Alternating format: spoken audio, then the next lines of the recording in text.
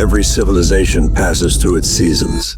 History does not move in a straight line. It turns, it rises, it collapses. A spring of birth, a summer of power, an autumn of unraveling. And then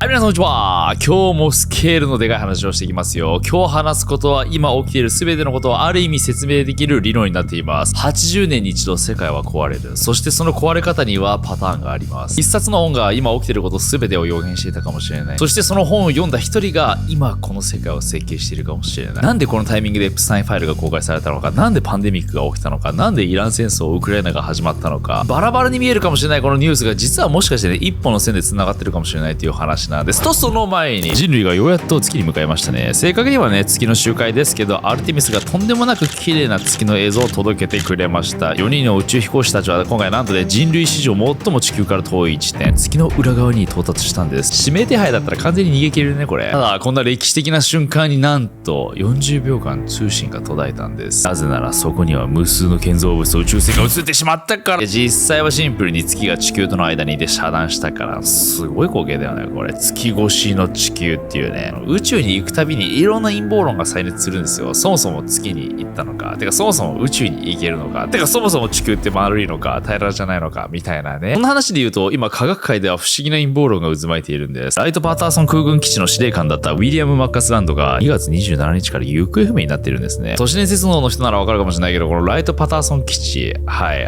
ロズウェルのね UFO 墜落事件あったじゃん。残骸が運ばれて研究されてた基地です。なのでここの司令官だった彼が行方不明になった。これは何かあるのかと。それだけでなく彼、ペンタゴンの極秘プログラムの総括もしていたんです。そんな人物がある日突然消える。しかも携帯電話とかウェアブルタンブレスとかね、そういったものを置いたまま出て行ってしまったんです。突然。その時のね、その奥さんが警察に電話した記録が残っているのです。それが本当に不思議なので聞いてみてください。エイプリルです。ご用件は？エイプリルさん、こんにちは。スーザン・ウィルカソンと申します。が行方不明なんです。それでもう3時間ほど経ちまして、彼は見つからないつもりだったようです。携帯電話を置いていきました。何に着替えたのかわかりませんが、歩いてきたんだと思います。うちの車も自転車も全部ガレージにありますから、私は11時10分頃に病院の予約で家を出たんですが、その時彼はまだ家にいました。そしてお昼にそこから戻ったら彼はいなかった。彼は何か精神疾患、とか診断されましたか？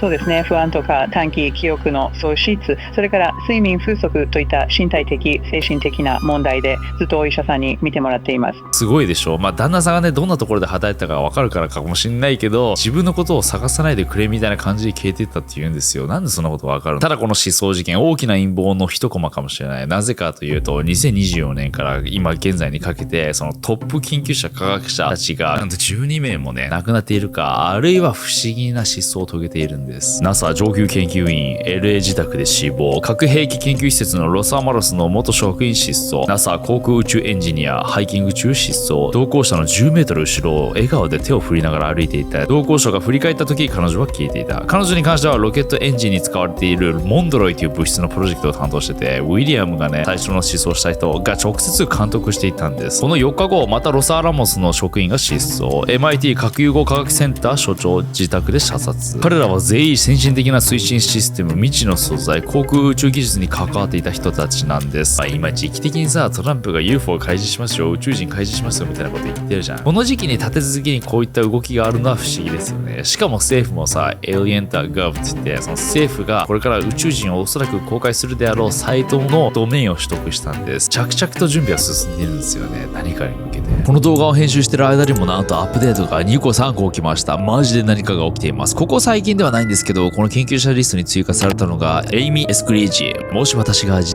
たと報道されても、私は絶対になんてしていない。もしオーバードーズで死んだと言われても絶対にやってない。もし私が誰かを殺したと言われても絶対にやってない。1ヶ月後、自宅で頭部に銃弾を受けて死亡。2022年に亡くなったこの方、11人目のリストに入れられたんですけど、その理由は彼女の研究内容と亡くなり方。エイミは反重力技術の研究をしていて、米軍の極秘三角形 UFO TR-3B の技術を世界に公開する法人も立ち上げていたんです。というのも、ただの頭おかしい UFO 研究家ではなく、電気工学、物理学、遺伝子工学、ナノテクノロジー、修士校レベルの知識を全部取得していました。父も元 NASA のエンジニアなので、科学者一家、そんなガチで研究していた彼女が銃でそんな彼女は生きてる間、意味深な発言をしていて話題になっているんです。地球人を超えた存在、ウルトラテレステル、皆さん聞いたことある？ P52、P47、彼らは未来から来ているんです。P はプレゼント、現在から47,000年未来、そして現在から52,000年未来人、そして近い未来に天変地異が起きて、地下に潜る者と地上でどうにか生き残る者がいたと発言しているんです。この発言は天才か頭おかしいかの2択ですね。そして驚きなのが、海外ではそこそこ知られていた UFO 研究者のネック・ポープとデイビッド・ウィルコックが亡くなりました。ヒストリーチャンネルの古代宇宙人説などフォロワーも18万人ぐらいいた彼が、なんとこれまた同じように科学者12名は数年の間なのであり得るかと思ってたんですけど、さすがに UFO インフルエンサーが立て続きに亡くなるのはこの時代見逃せなくなってきましたよ。今世界で何が起きているのか、彼らは何か知りすぎたのか、あるいは異星人に拉致されたのか。このように皆さんがわからないところで裏ではある計画が行われていたみたいなことは実際あって、2016年ポケモン GO が登場した時、世界を熱狂しました。社会現象。ただその裏では何が起きていたか知ってます？発売当初とんでもない社会現象でしたよね。約80日で5億ダウンロード、道端でフラフラしている人とかちょっと問題になったり、ある地点には人が密集したり。ただこのゲーム、皆さん大きな計画に利用されていたのかもしれません。ジョン・ハンケ、彼は2001年にキーホールっていう地図会社を共同創業しました。衛星写真と航空写真を組み合わせて地球を丸ごと 3D で見れるソフト、宇宙から街路レベルまでシームレスにズームできる、当時としては革命的な技術で、2003年2月このキーホールに CIA のベンチャーファンドまた出ました。インキューテルが投資しました。イラク戦争開始の1ヶ月前、そして投資からわずか数ヶ月後、この技術はイラクで米軍に実戦投入、軍事施設の変化を追跡するために、これインキューテル自身のプレスリリースで実際に認めているんです。翌年 Google がこのキーホールを買収するんですね。そしてこれが皆さんも利用したことであろう Google Earth。なんとなく少しずつ話の流れが見えてきたでしょう。こっからですよ本題は。ジョン・ハンケが同じチームで Google 内部に作った部門が Niantic。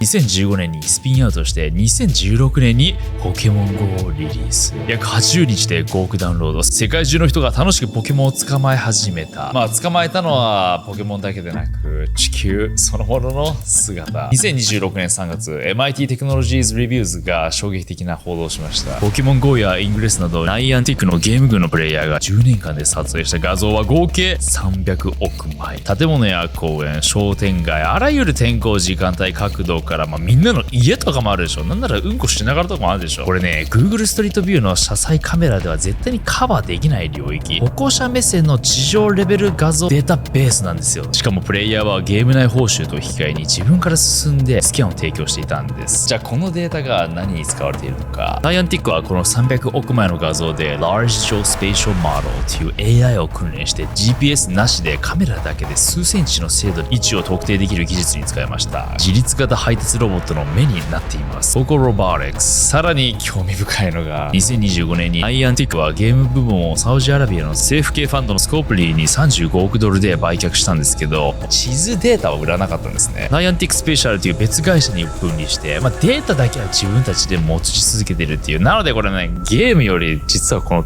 データに価値があるんじゃないっていう当たり前だけど、めちゃくちゃ面白いねこの都市伝説。俺大好きなんだよねこういうの。実はみんな知らずとしてそこに参加してたみたいな。ただより怖いものない。では本題に入ります。1997年に出版されたこの本 The Fourth Turning 第4の転換期。著者はウィリアム・ストラウスとニール・ハウっていう2人の歴史学者。この本が今世界の政治の中枢で聖典のように扱われているんです。知らない人はこの世界に振り回されるかもしれない。でも知ってる人はもしかしてね、この変化を利用する側に回れるかもしれないです。まずこの理論をざっくり説明すると、人間のこの歴史は80年に1回のサイクルで回るっていうんですよ。80年からだいたい100年ですね。しかも4つの季節が繰り返されると、春、夏、秋、冬。春、危機が終わった後の安定成長期。戦後の1946年から1964年、アメリカンドリームの時代を中産階級が強くて国民が制度を信じててみんなが力を合わせて社会を作ろうという空気、コミュニティのね力が強くみんなどこかに属して各々の役割が振り分けられていて自分の仕事を全うするっていう、日本で言えば高度経済成長期、80歳以上の方が生きた世代ですね。夏、精神的覚醒と反乱の時代、1960年から70年、ベトナム反政運動、カウンターカルチャー、ヒッピー、制度に対してお前らの言うこと聞かねえって反発するバカな者が出てくる。キング牧師のスピーチ、個人の自由が芽生える時期、ここでは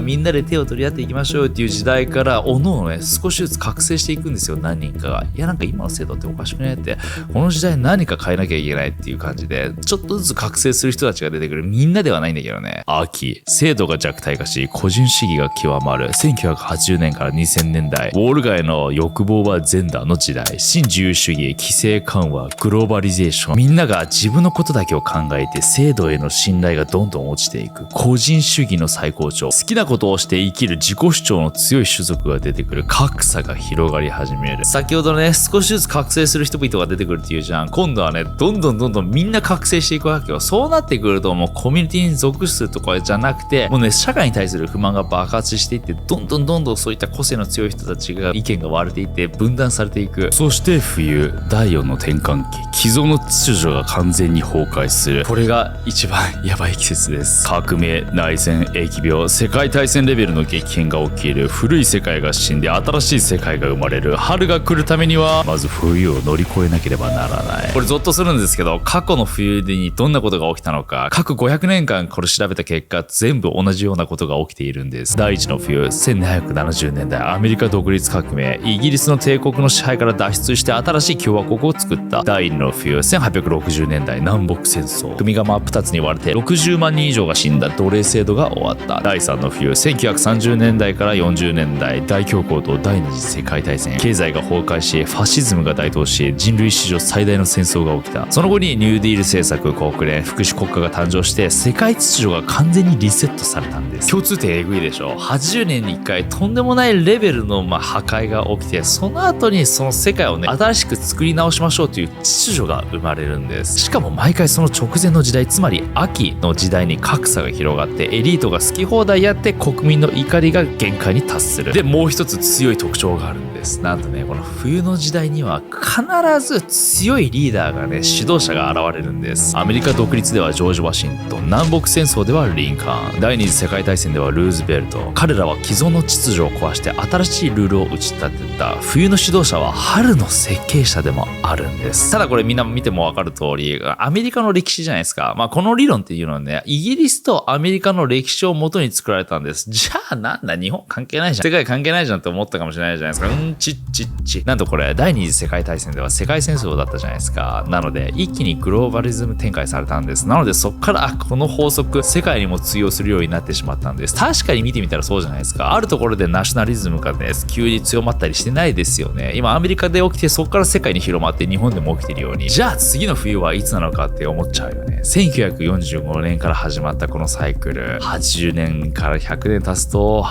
2025年代、今僕たちはこの第4の転換期、冬の時代真っ只中なんです。2008年のリーマンショックが冬の始まりで、2020年のパンデミック、2022年のウクライナ侵攻、そして2026年イラン戦争、全てが繋がっているんです。これ面白いのが1997年に書かれてインターネットがやっと導入された時期ぐらいなんですけれど、本当に全て言い当ててて、何が起きるのかというと、もうパンデミック、そして制度への不信感、そしてポピュリズムの台頭も今全部流れ的に起きてますよね。しかもね、この著者のねニール・ハーは2023年に新たに付け加えてて、古いアメリカ共和国は崩壊しつつある、まだ認識できていない新しいアメリカ共和国が建設中である。えぐいでしょ。まさにその流れになってますよね。問題はこっからなんですよ。この本はすごい売れて有名になって Amazon でもカテゴリー1位とかにもなってってなると、これ読む人たちがいっぱい出てきますよね、当然。で読んだ人たちは冬が来るのか怖いなって、受け身になるんじゃなくて、これを利用してやろうというやつも出てくるんです。スティーブ・バノン、トランプの元首席戦略官で実質的にトランプ政権を設計した男。男。この男が第4の転換期、この本を聖典のように扱っているんです。あるジャーナリストが彼の机を見たら、この本にびっしり付箋が貼ってあったんです。バノンは2009年にリーマンショックについてドキュメンタリー映画 Generation Zero を制作してるんですけど、その時にこの本の著者ニール・ハウと歴史学者のデイビッド・カイザーにインタビューしてて、カイザーはこう言っているんです。バノンはこの危機理論に精通しており、特定の政治目標を達成するためにどう利用できるかかなり前から考えていた。つまりバノンはこの第4の転換期を怖い予言っていうわけではなく、世界が壊れることが分かっているなら、それなら新しい世界を自分たちで作ろうじゃないかっていう考えになっているんです。なので彼にとってはこのピンチをチャンスに変えようではないかと。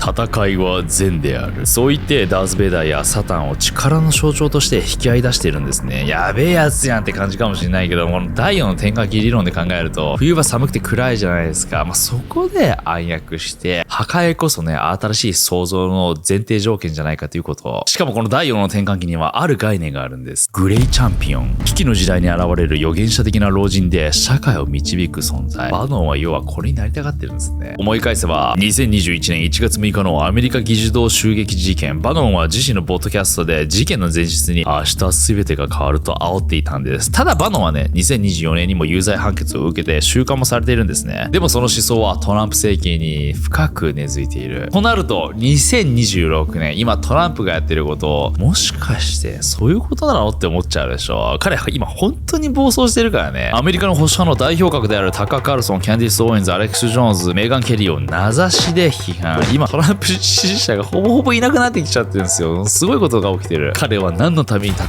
ているのか、もはや誰もわからない。なのでここまでの話を整理すると、1997年第4の転換期が出版されて、歴史は80年周期で回って、2020年に大危機が来ると予言。2009年スティーブ・バノンがこの本にハマって危機は利用するものと解釈する。そして16年から17年にかけてバノンの戦略でトランプが大統領になって第4の転換期を意識した政策設計が始まって、そして去年から今年にかけてトランプが再び大統領になり、エプスタインファイル・トランスペレンシー・アクトに署名。今年2月エプスタインファイルが公開されて、世界中のエリートが辞任逮捕されて、旧体制が完全に崩壊し始める。そして2月イラン攻撃。エプスタインから世界の注目をそらしつつ外部の敵を作って、エプスタインファイルはトランプ側の情報だけが守られて、ただ世界の秩序は崩壊し始めている。アメリカはもう世界の警察ではなくなっている。ただ問題はここからですよ。冬があるってことは、そこでは終わりじゃないですよね。冬の次には春が来ますよね。ってことはね、このとんでもない第3次世界大戦なのか、もう核戦争なのか、わかんない。その世界的なものではないかもしれない。大恐慌、経済ショックかもしれない。そういったことが起きて、人類は終わりですってわけじゃないじゃん。春が来るじゃん。ってことは、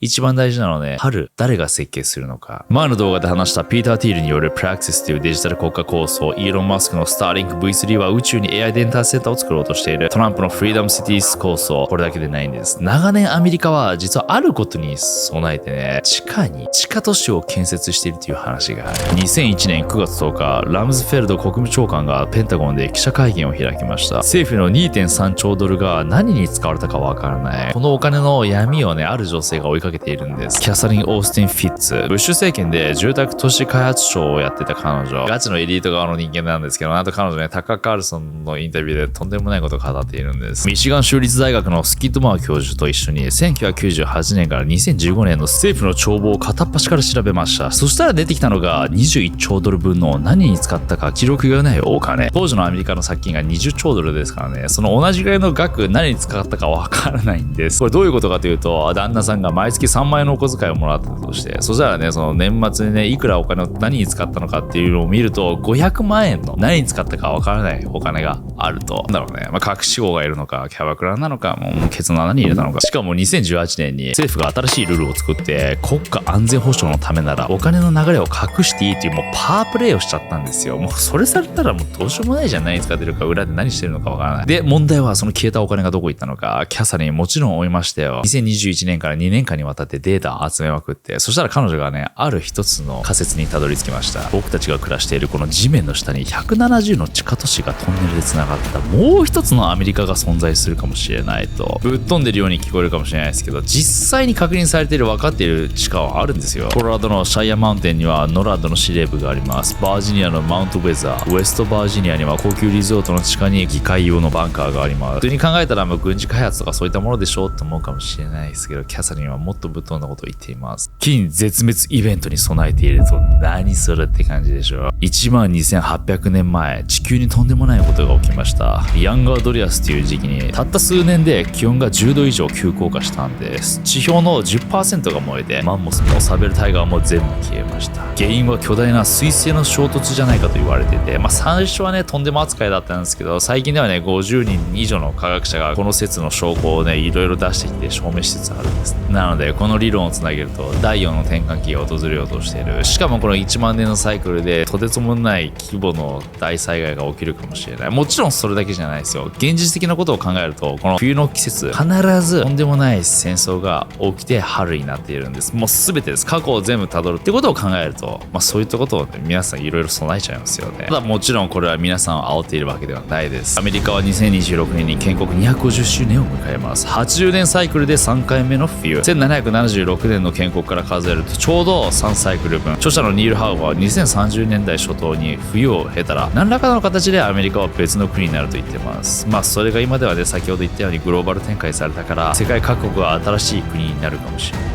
その春を誰が設計するのか、テックエリートたちか政治家たちか、それとも僕たちか。それでは皆さんご視聴ありがとうございました。